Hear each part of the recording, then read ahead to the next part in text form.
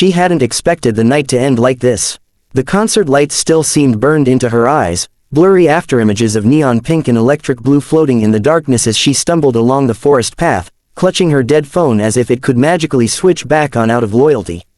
The crowd had swept her out like a wave, her friends vanished in the noise, promises of meet by the parking lot, lost under laughter and bass.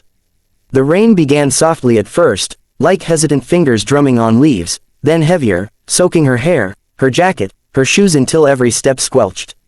She whispered to herself that she would find the road, that this wasn't the kind of story where girls vanish in the woods, but the trees looked the same in every direction, tall silhouettes swallowing the sky.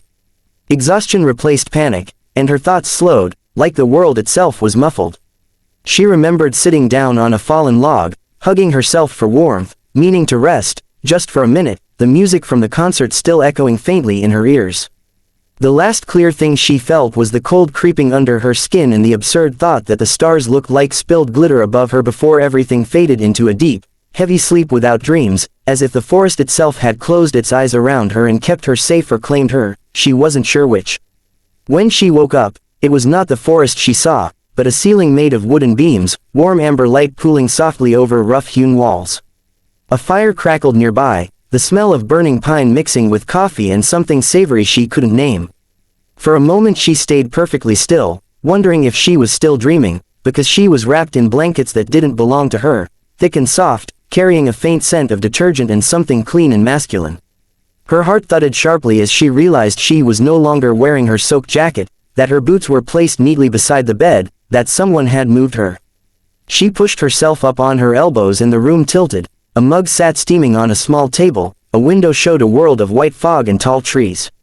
Then she heard footsteps, slow, careful, like someone who didn't want to startle her.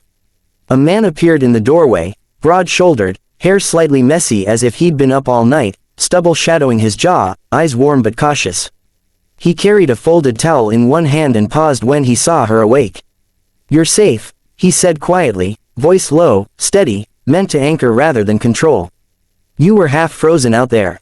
I brought you in." His words wrapped around her like the blankets, and even as fear whispered questions, who is he? Where am I? Something inside her recognized the gentleness first and held onto it like a rope. He pulled a chair closer but left space between them, a careful distance that told her he'd thought about how it might feel to wake up in a stranger's house.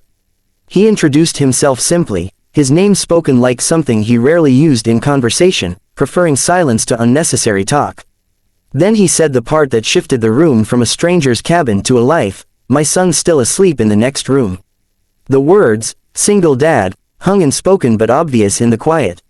He explained he lived on the edge of the forest because noise in town felt like too much after everything he'd been through, that the cabin wasn't isolation but a choice for peace. He'd found her near the old footbridge, rain soaking through her clothes, lips pale, hands shaking even in unconsciousness. He had wrapped her in his coat. She saw it now, hanging by the fire, carried her here, lit the fire, watched to make sure she kept breathing. As he spoke, she realized the blankets, the hot drink, the neatly placed boots weren't signs of possession but of care. She told him her name, voice fragile at first, then steadier, and the story spilled out: concert, friends, darkness, dead phone, wrong turn, and the slow surrender of sleep she now understood could have been her last. He listened without interruption, eyes focused, like every detail mattered, like she mattered. It had been a long time since anyone had listened like that. A small sound interrupted them, a door creaking, the soft patter of bare feet, and then a boy appeared, hair sticking up in sleepy tufts, holding a stuffed dinosaur by the tail. He blinked at her, then at his father, then back at her again with the serious curiosity only children possess. "Is she the lady from the woods?" he asked, and she felt he'd rushed to her cheeks despite the cool cabin air. The man gave a half smile and nodded, inviting the boy closer with a gentle gesture. The child approached without fear, climbed onto his father's lap, and studied her with wide, honest eyes before deciding cheerfully, "She can stay. She looks kind." The simplicity of the declaration loosened something tight in her chest that music and crowds had never reached. Breakfast followed like a small ceremony, mismatched plates, scrambled eggs, toast slightly burnt at the edges, laughter when the boy insisted on showing her his drawing of a cabin with smoke curling out like a question mark. She realized the cabin wasn't lonely, it was filled with the quiet kind of love built from routines, boots by doors, crayons in jars, tiny socks on drying racks. And somewhere between sips of coffee and the boys' chatter about school buses and favorite songs, she felt the strange certainty that getting lost had led her not just to shelter, but to a life she wasn't expecting to glimpse, a life she hadn't known she missed until she was sitting inside it. Later, wrapped in a dry sweater he'd lent her, she stood by the window and watched mist lift from the trees, the world slowly revealing itself like a photograph in solution. She thought about the life waiting beyond the forest, messages from friends, explanations, the familiar rush back into noise and neon light, and the contrast felt almost jarring. Here, time moved differently, measured not by notifications but by the crackle of logs and the rhythm of a child's laughter drifting from the other room. The man joined her at the window, keeping that respectful space again, and told her she could stay until the weather cleared, until she felt steady, until she wanted to leave. The choice was hers, and he emphasized it like it mattered deeply that she knew she wasn't trapped. They spoke about music, about loss without naming it fully, about how sometimes people get lost long before forests are involved. She realized he understood grief in the way he chose words carefully, the way he fixed broken hinges and overcooked pancakes like small acts of defiance against a world that had once taken too much. She didn't say it out loud, but inside she knew. Last night she had lost her way after a concert, but this morning she had woken up not just in a cabin, but in a story still being written, and for the first time in a long time, she wasn't afraid to be part of it. The day stretched out like a soft ribbon, unhurried, as though the rest of the world had forgotten to keep time. She helped wash the breakfast dishes even when he said she didn't have to, sleeves rolled up, warm water soothing the last shivers from her fingers. He worked around the kitchen with an easy competence, one hand sometimes steadying a pan, sometimes steadying his son's enthusiastic attempts to help with everything at once. She found herself laughing more than she expected, not loud, performative laughter like at concerts or parties, but the quiet kind that grows from comfort. When she stepped outside later, the air smelled of wet earth and pine, the path where he had carried her now only a dark memory among the leaves. He pointed out where the old logging road led back to town, explained how he'd learned the forest's moods after moving here, how storms could change directions, how fog could fool the eyes. She listened, not just to directions but to the life beneath them, the resilience of someone who had built safety with his own hands.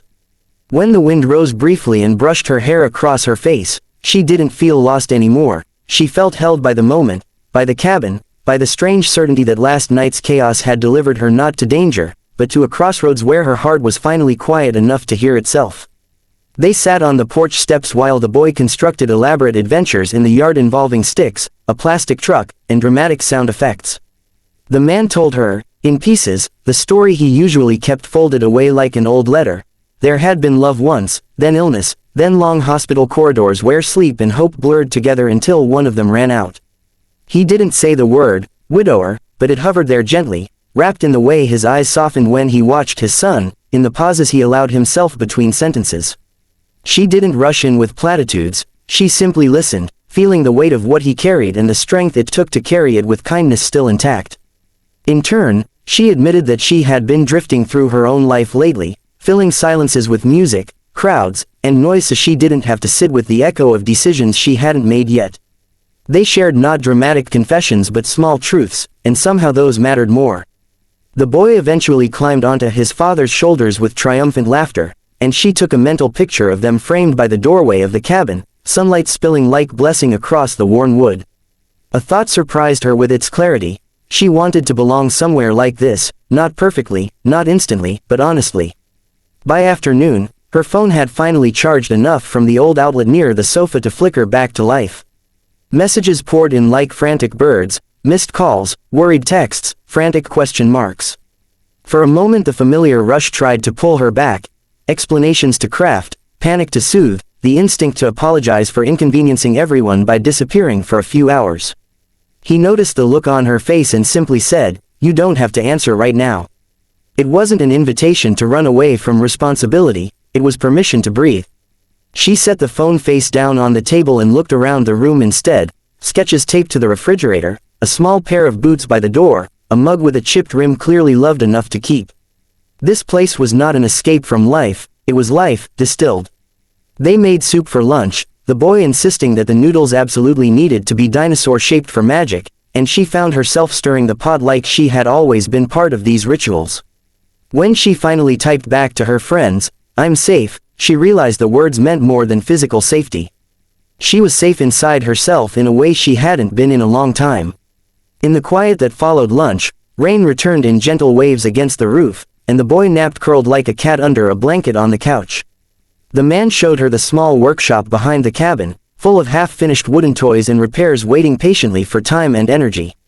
He picked up a small carving, a tiny cabin with smoke spiraling delicately upward, and admitted he'd started it on nights when sleep wouldn't come, when memories pressed too loud against the walls. She ran her fingers along the smooth grain and felt the care in every line. It was like holding a piece of his heart made tangible.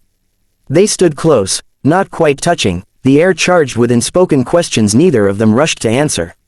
She wondered what it would feel like to stay another day, then another, how easily routines might wrap around her like those warm blankets had that morning. At the same time, she knew the world outside hadn't vanished, responsibilities, choices, the life she had paused but not abandoned. The tension didn't frighten her, it grounded her. Instead of feeling like she had to choose instantly, she understood she was allowed to move slowly, to decide with intention rather than fear. Evening painted the sky in long streaks of gold and violet, the forest whispering softly as if aware that something inside the cabin had shifted almost imperceptibly. They cooked again, simple food, shared laughter, and when the power flickered for a moment, they ate by firelight without panic, as if the world had always been this gentle. The boy insisted on a story before bed and demanded she be the one to tell it. She found herself spinning a tale about a girl who got lost after a concert and followed the sound of a heartbeat instead of a map, discovering a cabin where the windows glowed not just with fire but with kindness. The boy listened with rapt attention, his father watching her with a quiet expression that felt like sunrise. When the child finally slept, the house seemed to exhale. They stood by the door, the forest stretched before them like a promise, and he said softly that tomorrow he could drive her back to town if she wished. She looked up at him and realized the question wasn't about directions anymore, it was about where she wanted her life to turn. She didn't answer yet, she simply nodded, grateful that he wasn't asking for anything, that he was offering freedom instead of expectation, and in that freedom, she felt the first true pull towards staying. She woke in the middle of the night to the soft creak of the cabin settling and the hush of rain easing into silence. For a moment she forgot where she was and reached for the familiar glow of city lights through curtains that no longer existed. Instead, darkness held the room gently, punctuated by the orange pulse of the embers in the fireplace. She listened, the slow breathing of the boy in the next room, the quieter, steadier rhythm of his father's movements as he checked the stove, added a log, and moved with the deliberate care of someone used to keeping watch. She realized that he carried his world the way others carry burdens, carefully, attentively, never allowing it to slip. The thought filled her with a strange tenderness that scared her in its honesty. She lay back down, wrapped in borrowed blankets, and instead of worrying about where she should be, she let the sound of rain retreating and the heartbeat of the cabin itself lull her back to sleep, feeling less like a guest and more like a chapter, temporary, perhaps, but real. Morning sunlight broke through the clouds as if the sky had decided to forgive itself. Steam curled from mugs on the table, and the smell of pancakes drifted through the kitchen like an invitation. The boy chattered about dreams full of dinosaurs and heroic rescues in the forest, declaring with absolute certainty that she had been saved by Super Dad. The man rolled his eyes with affectionate resignation, but she could see the flicker of pride he tried to hide. She helped flip pancakes, almost burning one, and they laughed when it landed slightly lopsided on the plate, imperfect and somehow better for it. The simplicity of the moment overwhelmed her more than any grand gesture could have. 3 plates at a worn wooden table felt like an answer to a question she hadn't known she was asking. When she stepped outside after breakfast, the forest sparkled with leftover raindrops, sunlight catching on branches like tiny lanterns. Paths that had terrified her yesterday now looked like invitations rather than threats, and for the first time she wondered not how she'd gotten lost, but what had made her so afraid of being still before this. He showed her the truck they would take back to town, the road winding out of the forest and into the familiar noise of life. The knowledge that she could leave at any moment sat between them like an unopened letter. They spoke lightly at first, about roads and weather and which cafe in town had the best coffee, but beneath the ordinary words lay an unspoken ache neither of them named. She helped the boy zip his jacket, and he slipped his hand into hers without hesitation, trusting her in the instinctive way children do when someone has proven gentle. That small fingers laced with hers feeling sank deep into her chest. She knew the world would call this coincidence, a strange night and a lucky rescue, but to her it felt like something had placed her exactly where she needed to be to remember what connection felt like without performance. When they finally climbed into the truck, the cabin shrinking in the rearview mirror, she realized she was already missing the sound of its door closing, the way the porch steps creaked, the map of small sounds that had quickly become familiar. 14. The town appeared with its signs and traffic lights and the impatient rhythm of everyday life restarting around them. Her phone buzzed again, the world eager to reclaim her. Friends hugged her, voices overlapping. "Where were you? Are you okay? You scared us," she answered, but part of her felt like she was speaking from underwater, words filtered through a distance she hadn't expected. He stood a little apart, giving her space, his son perched on his hip waving at her with wild enthusiasm. Goodbyes are rarely cinematic. They're quiet, awkward, full of things that want to be said but don't know how to fit into sentences. She thanked him, too small a phrase for what she meant, and he shrugged in that way people do when they've made kindness a habit instead of a performance. Their eyes met, and something passed between them that didn't need translation: gratitude, connection, possibility. She almost asked if she could come back just to return the sweater, to bring cookies, to say hello. She almost said it out loud, but the moment slipped into the current of the day, and the city pulled her forward. Days went by, then a week, and life resumed its practiced tempo: alarms, messages, meetings, noise, yet nothing felt quite the same. Concerts seemed louder but emptier, crowds thicker but less comforting. Late at night she would catch herself tracing the shape of that cabin in her mind: the worn table, the boy's dinosaur, the man's quiet voice saying, "You're safe." She realized she had not just been rescued from the forest, she had been reminded of herself, the part that wanted warmth more than applause, honesty more than distraction.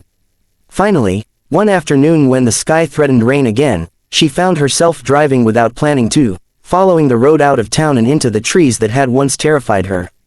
The cabin appeared slowly, like a memory deciding to become real. Her heart raced, not with fear but with hope she barely dared to name. She knocked, breath held, and when the door opened, his surprised smile and the boy's delighted shout answered a question she hadn't voiced. She hadn't simply gotten lost after a concert, she had found her way back on purpose.